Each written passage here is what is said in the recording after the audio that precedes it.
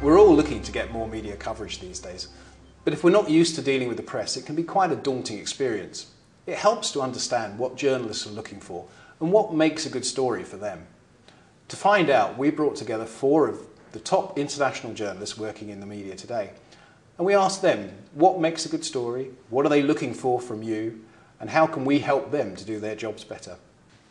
Adel Darwish, currently columnist with the Daily Mail, political editor of the Middle East magazine, and 40 years in journalism, worked for every Fleet Street title except The Guardian. I'm Carolyn Canham and I'm Deputy Editor for a group of accounting publications, the International Accounting Bulletin, The Accountant and World Accounting Intelligence Daily. I'm Heidi Kingstone and I'm the international correspondent for the Saturday Star in Johannesburg, and then I do a lot of other freelance work. I'm Rakesh Mathur and I'm a freelance journalist. I have worked for a lot of newspapers. I've been in journalism for the last 30 years. Started from Times of India Group and now I do freelance work. So can you tell me, what is it you're looking for in a good story? I think you have an innate sense of what makes a good story, something that's gripping and immediate and catches the imagination. For me, what makes a good story in terms of the publications I write for, the International Accounting Bulletin in particular, is obviously something that's new. For example, if one of the firms is opening up a new China desk, that probably wouldn't be the most gripping thing because we've covered stories on probably 3 or 4 other firms doing that in the past 6 months. So it's something that's innovative, something that no one else has done, also something that's going to affect a lot of people. A good story then would have to be good for the readership, interest everybody. I mean, it's no good having something which actually interests me personally. Because I work for the magazines, not newspapers, so I don't need that immediacy. What I like best in my job is peeling off layers of reality. I feel that visible reality is not the real reality, and I like to go deeper into it.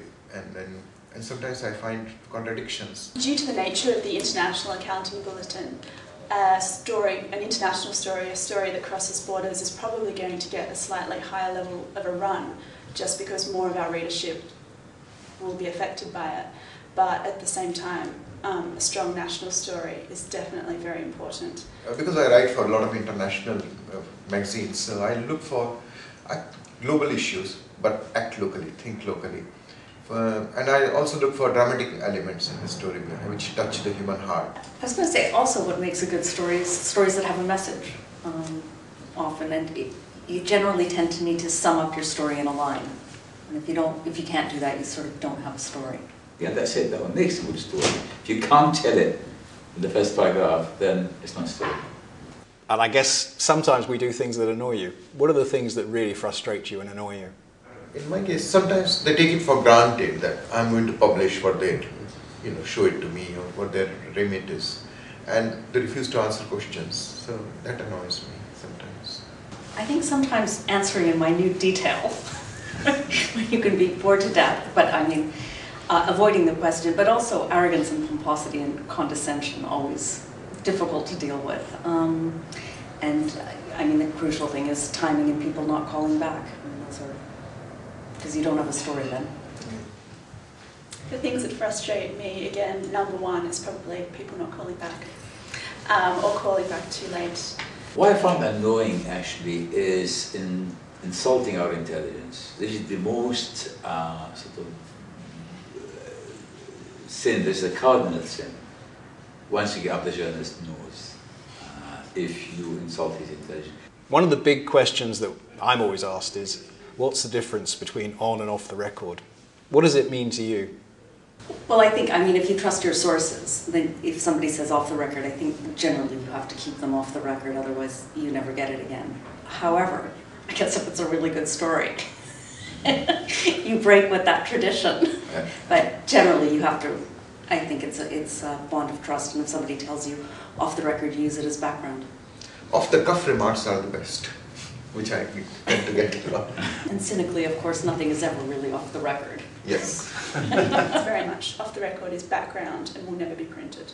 And I think you can't, off the record isn't off the record if you've said it after. Quite often we're faced with a bad news story, something that is difficult to handle. How do you think organisations should handle bad news stories? Pay us a lot of money to tell you that. You have paid a lot of money, and I'll give you the secret. But I can tell you, friend. I think they should admit what's going wrong, but they should also say what they are going to do or what they are doing to address the situation. And I think they will get our sympathy for that, and will write about it, what's being done, how the wrong is being removed. Yeah, I think they need to accept responsibility, and also cover-ups never work, because in the end journalists find out. In my opinion, how companies should deal with bad news, I mean especially in terms of accounting and auditing firms, you're advocates of transparency. So I really think that transparency is needed. You've given us a lot of information today about how you like to operate and what makes a good story for you. Is there a final message that you would like to give to the people watching this today? Tell us the truth. Answer all our questions. I think being nice is always a good thing to start with. My message probably would be to reiterate what I said earlier, in that accountants and auditors are advocates for transparency, so they should be transparent themselves. My message is it's a long-term project. Build up trust and relationship. And the journalist likes his drink or hard drink, so good wine always breaks the ice. Which sounds like a good point for me to go and find a corkscrew.